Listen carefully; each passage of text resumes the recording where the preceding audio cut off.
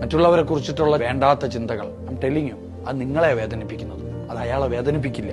മനസ്സിലാക്കിക്കോ. നമ്മൾ ഈ ഗ്രഡ്ജ് എന്നൊക്കെ പറയുന്ന സാധനമല്ലേ, വൈരാഗ്യം.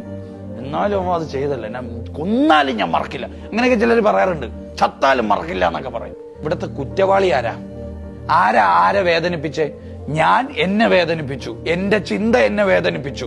എന്നിട്ട് ഞാൻ കാത്തിരിക്കുക പുറത്തുനിന്ന് ഒരാൾ വന്നിട്ട് ആ പ്രശ്നം സോൾവ് ചെയ്യാൻ. എടാ, ആർക്ക് പോയടാ?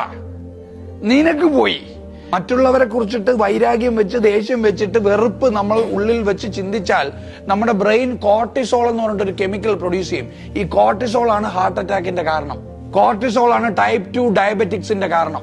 കോർട്ടിസോൾ ആണ് ഈവൻ ടു എക്സ്റ്റെന്റ് ക്യാൻസറിന്റെ കാരണം. അപ്പൊ ഈ ഫോർഗീവ്നെസ് എന്ന് പറയുന്നത് അത് ഓപ്പോസിറ്റ് ആൾക്കുള്ളതല്ല, എനിക്കുള്ളതാണ്.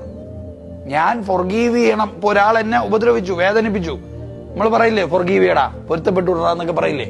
ഇത് ആർക്കാ? സ്വയം എനിക്കാണ് അതിന്റെ ബെനിഫിറ്റ്, അല്ലാതെ പൊരുത്തം കിട്ടിയവനല്ല. വേദഗ്രന്ഥങ്ങളിൽ നിങ്ങൾ പൊരുത്തപ്പെടുക, മനുഷ്യരോട് പൊറുക്കുക, ഫോർഗീവ് ആൻഡ് ഫോർഗെറ്റ് എന്നൊക്കെ പറയുന്നത് എന്തിനാ? ആർക്ക് വേണ്ടിയാ? നമുക്ക് വേണ്ടിയാ. അല്ലെങ്കിൽ നമുക്ക് ഈ അസുഖങ്ങൾ വരും, അത് ദൈവത്തിനറിയാം. അപ്പൊ ഈ സ്ട്രെസ് ഉണ്ടാവുന്ന, ചിന്തകൾ ഉണ്ടാവുന്നത് എപ്പോഴും ചോദിച്ചാൽ നമ്മുടെ ചിന്തകളെ കുറിച്ചിട്ടുള്ള നോളജ് നമുക്ക് ഇല്ലാത്തതുകൊണ്ടാണ്.